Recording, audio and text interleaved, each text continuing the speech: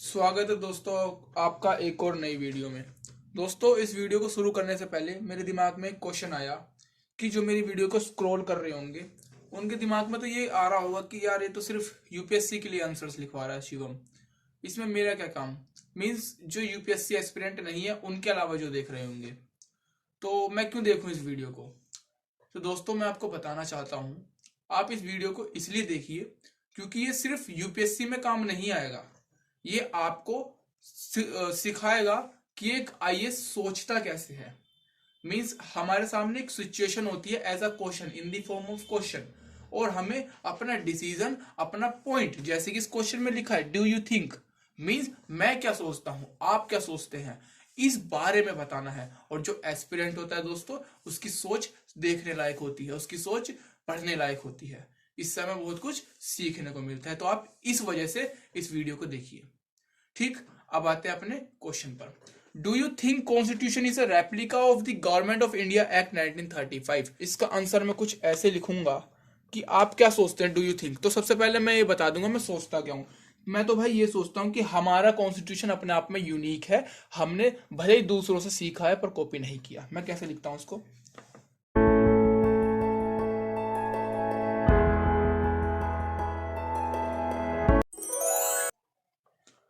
हाँ ये जरूर है कि हमारे निर्माताओं ने इन कोऑपरेशन किया है सभी के देशों के अलग अलग कॉन्स्टिट्यूशन से, परंतु हमने कॉपी नहीं किया।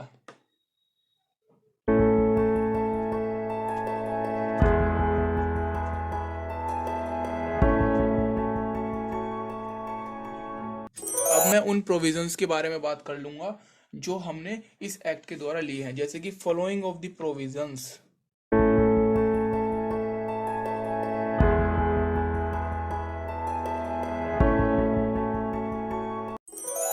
बाय कैमरल लेजिस्लेचर, लोकसभा और राज्यसभा।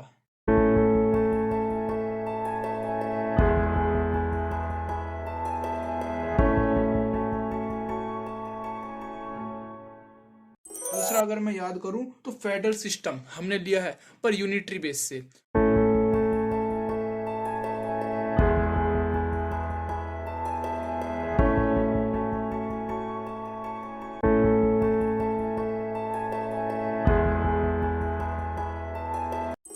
भारत में अलग अलग नागरिकता नहीं है भाई, यूपी का बंदा, बिहार का बंदा, तेलंगाना का बंदा इंडियन ही है, वो अलग स्टेट का नहीं है। लेकिन अमेरिका में ऐसा नहीं है, लेकिन अमेरिका में ऐसा नहीं है फिर भी हमने वहां से सिस्टम लिया, पर अपने नीड्स के अकॉर्डिंग हमने इसको यूनिटरी बना लिया क्योंकि ये जरूरत थी, क्योंकि हमारे यहाँ डाइवर्सिटी है। ऐसे तो यार हर क्षेत्र में हर किलोमीटर में अपनी अपनी नागरिकता लेने लग जाएंगे लोग।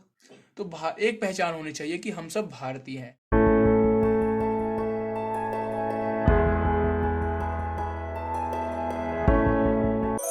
अगर मेरे को एक तीसरा याद आ रहा है कि हाँ हमने कहीं ना कहीं पावर की डिवीजन भी इनसे ही करना सीखा है।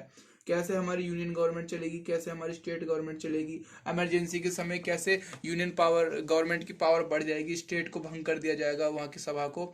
और जैसे कि हमने जम्मू कश्मीर में भी देख रखा है, तो मैं इसको कंक्लूड कर देता हूँ, लिख देता हूँ।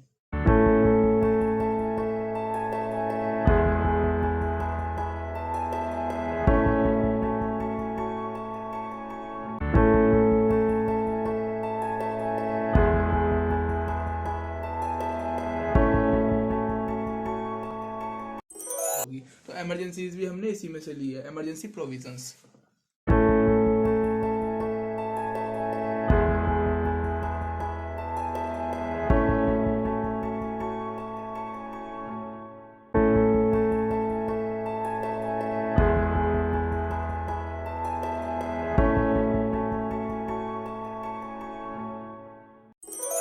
दोस्तों अगर आपने मॉडर्न हिस्ट्री पढ़ी है तो एक नाम आता है गवर्नर जनरल का, जो कि पहले बंगाल का रहता था और फिर कुछ समय बाद ऑल इंडिया का उसे कर दिया गया, फिर ऐसे ईस्ट इंडिया कंपनी नाम में कब्जाया था। तो उसी गवर्नमेंट जनरल की जो पोस्ट है उसको यूनियन गवर्नमेंट की कर दिया गया था 1935 की एक्ट में। मीन्स गवर्नर जनरल को कहा गया कि आप यूनियन गवर्नमेंट में हो, और उसी के अकॉर्डिंग आगे जाकर हमने ऑफिस ऑफ गवर्नर भी बनाए। तो मैं इसको जरूर लिखूंगा।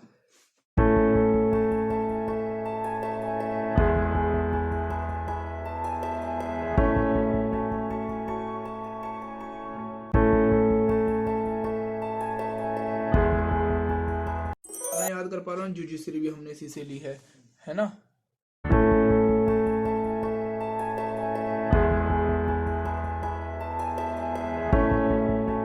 दोस्तों अगर मैं याद कर पा रहा हूँ, जो हमारा यूपीएससी है या कह लीजिए all India service public commissions जो होते हैं वो भी हमने इन्हीं से लिए हैं, और ये बहुत बेनिफिशियल है हमारे देश के लिए। कह लीजिए आप लबासना भी अंग्रेजों का बनाया हुआ है ऐसे माना जाता है, या उनके सिस्टम है, तो वो आर्टिकल 312 में ही कहा गया है। तो मैं लिखूंगा public service commission.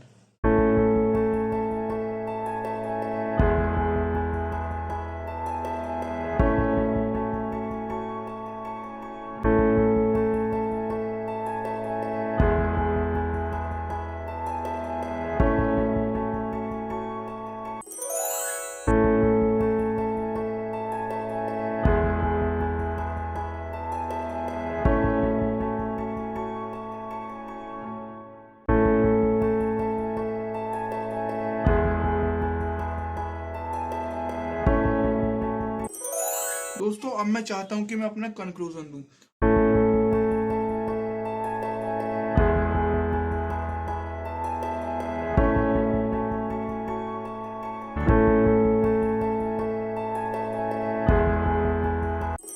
Ambedkar ji कहते हैं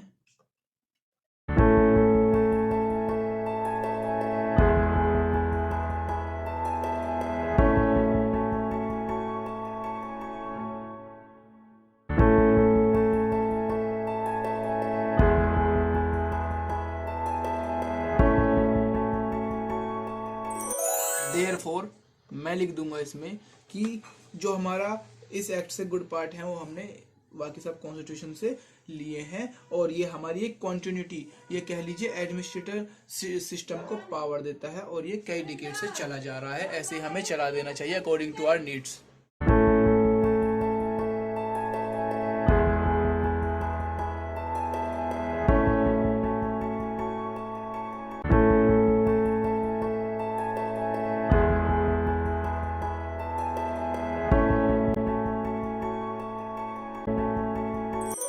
दिया।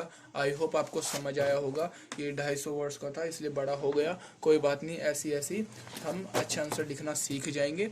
आई होप आपको समझ आया होगा। कोई भी डाउट हो या कोई भी मेरे लिए फीडबैक हो जो मैं आप लोगों से सीख सकता हूँ, जरूर कमेंट करके बताइएगा। चलिए मिलते हैं अगले क्वेश्चन में वीडियो के साथ।